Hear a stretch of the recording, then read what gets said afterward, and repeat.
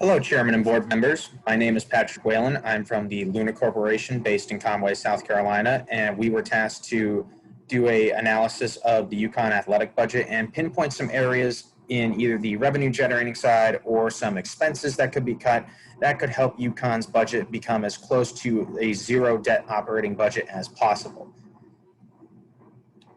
The areas we highlighted were, first on the revenue side, we highlighted ticket sales and donor contributions as the two areas UConn could focus on boosting to help increase their revenues and cut into their debt.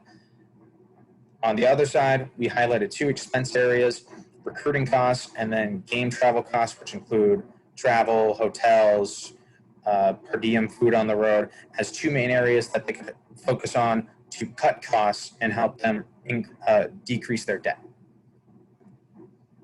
So first, ticket sales.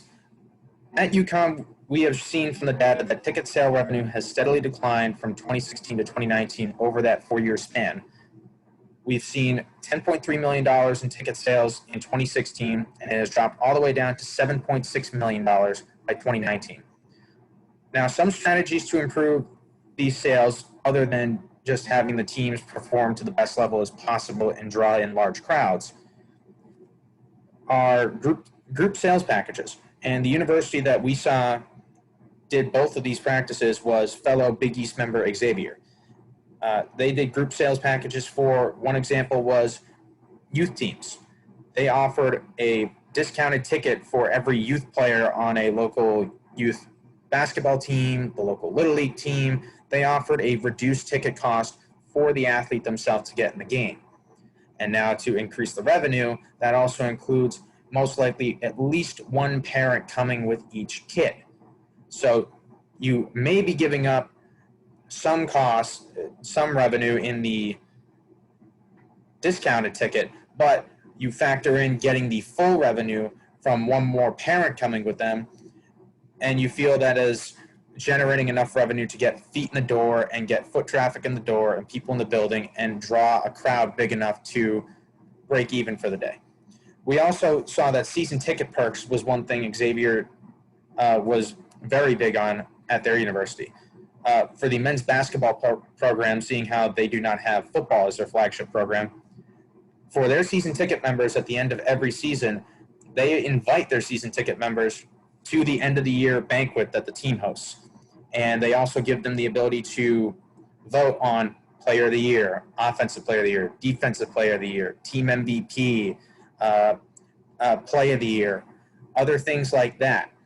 So for season ticket packages, we feel as UConn could generate more sales in the season ticket package department if they include perks that aren't available to just any other ticket holders. This could increase the need for season tickets because people want not only the tickets to the games, but now the perks to the all access areas or the behind the scenes areas that aren't available just to any other regular ticket holder. The other area we looked at for revenue generation was donor contributions. And UConn generated $6.7 million in donor contributions in 2019, which is great. Anytime you can hit over $1 million plus is great. But they still fell $1.2 million below the conference average, which was at the time was the American Athletic Conference. And they fell $2.9 million below the FBS average. So some strategies we found for improvement were based on a study done about what the linkage of the actual college experience to the future giving of donations to the school was. And we found that creating a sense of home with the university and increasing student activities and social events help increase the likelihood that a student would give to not just the school, but the athletic department in the future. We found that students that have more fond memories and more fond social interactions on campus were more likely to give to the university in the future. We also found that more likely than not, UConn athletics should focus on the donors that don't just give all their money to athletics, because the people that spend money both in the athletics and the academic side for donations are usually more consistent with their donations rather than the people that just give strictly to athletics. Then we move into the cost-cutting areas. Recruiting costs for UConn have increased drastically over the last 4 years.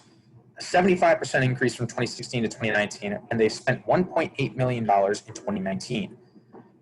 Travel to large recruiting hotbed states is going to be the largest cost for UConn.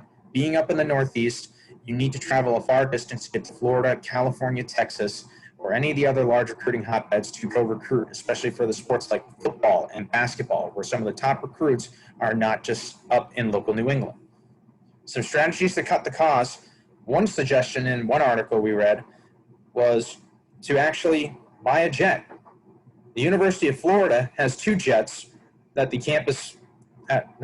university has at its disposal. This allows them, instead of paying for all the coaches to fly out to here, there, and everywhere, this allows them to pay just for the fuel costs, not have to pay for check bags, not have to pay for tickets, and just fly out on the cost of what the plane actually costs and not actually having to cover what the plane wants to make for a profit. We also suggest that they host more camps on campus to have the recruits come to them. This can then put the cost onto the recruit rather than the university. And the university then can highlight some of the areas around campus and what makes UConn great, rather than trying to just tell a recruit in their home far away from UConn. And then game travel.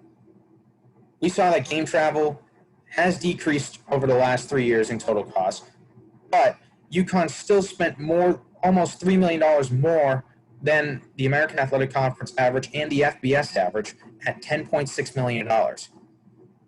One thing that we saw that would help cut those costs was moving back to the Big East.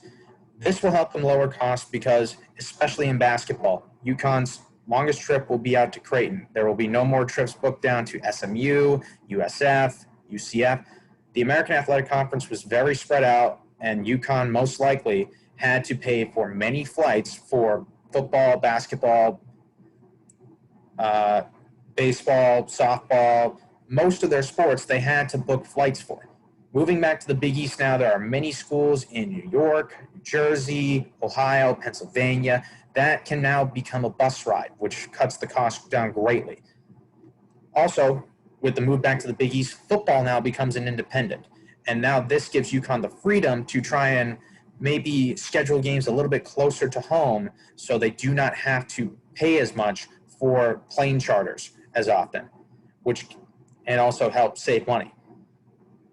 Some other strategies that we found to cut the costs from other universities: getting a rental truck or a deadhead bus to put all the equipment and check bags on to save money, rather than putting all of that on the plane or on the plane charter, because the airlines will upcharge you. We also found that leaving injured players or players who will not play at home could help save costs, and not just on the plane tickets. This is hotel room saved, this is per diem meals saved, which can, at the end of the trip, save a great deal of money based on one athlete. If you figure one flight, $200 each way, $400, a hotel room for a night is probably $100, and then 2 meals, you're probably looking at, just on a one-day trip, saving right around $500 if you leave a student athlete behind that really does not need to come. And that is our conclusion. And with that, we conclude our presentation. Those are some of the ways that we feel that UConn can cut costs or increase the revenue and operate as close to a net zero debt as possible. And now we'll take any questions from the board.